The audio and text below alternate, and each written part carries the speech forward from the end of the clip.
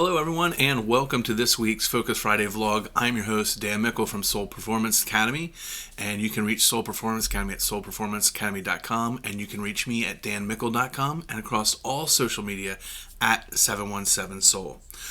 Focus Friday is a weekly vlog that is based on helping start conversations in the coaching and educational spaces. And this week we are going to look at feedback and feed forward. Feed forward might be a new concept for some of you, so we will hit on that last. But I want to talk about the overall concept of feedback. And full disclosure, this is an area where I am personally working harder at. I feel like I can do a much better job of feedback. So this is one of the key areas that I'm focusing on growing over this next year and next couple of seasons.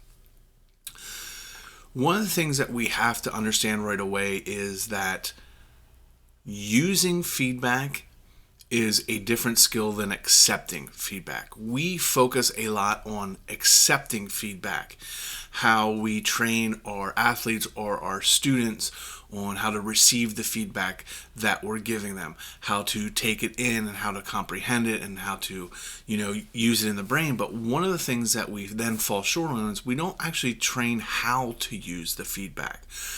We work so hard on them receiving it, but then how do we put it into action? I think that's a huge step that we miss, and for me, that's the area that I have to work on. I feel like I've gotten very good at giving feedback and getting my team to accept the feedback, but where I'm falling short is how are they actually using the feedback.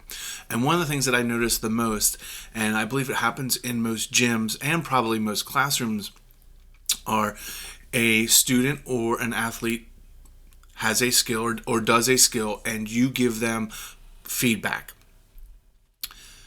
But then there is this huge time gap until they can actually reuse it or use the feedback and retry the skill. What happens is typically we end up sending them to the end of the line, or we go around the classroom and wait to call on them again, and there's a big time gap between the moment that we gave them the feedback and they took the feedback and they actually use it. And as we know, the attention span and things can cause some chaos then with those students or those athletes.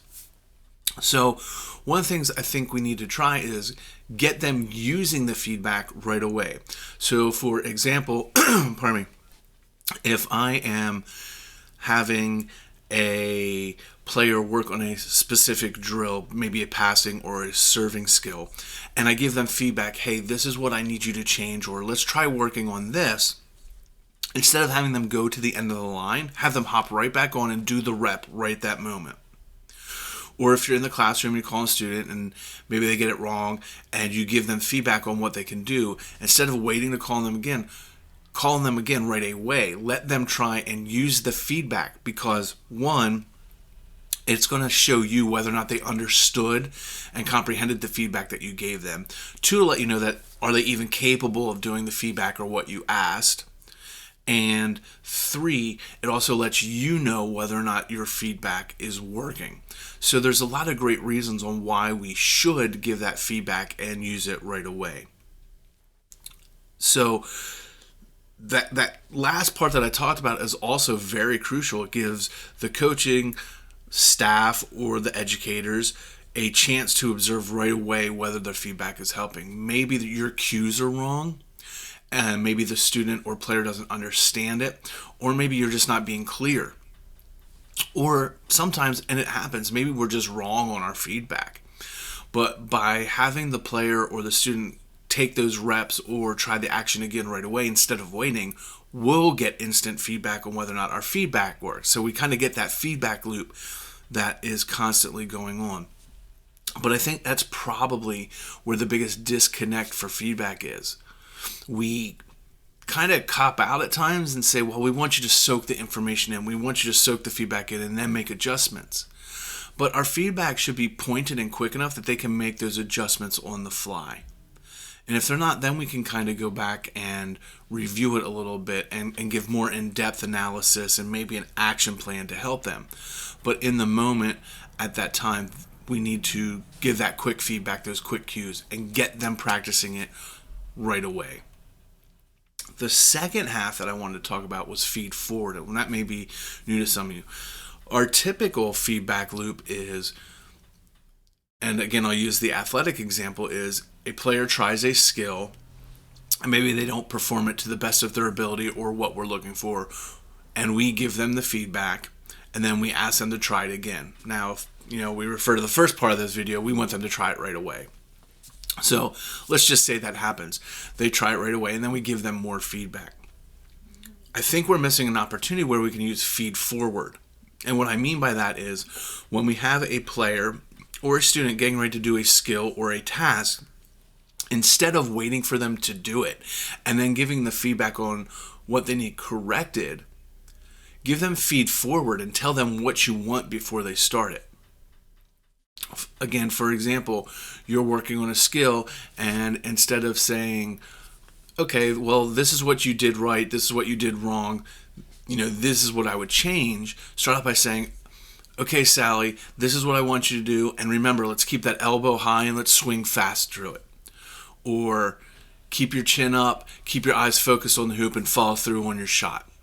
Instead of waiting for them to do it and giving corrective feedback, let's give them feed forward and tell them what they want and give them the cues before they try it to help build the confidence in the player and let them continue on.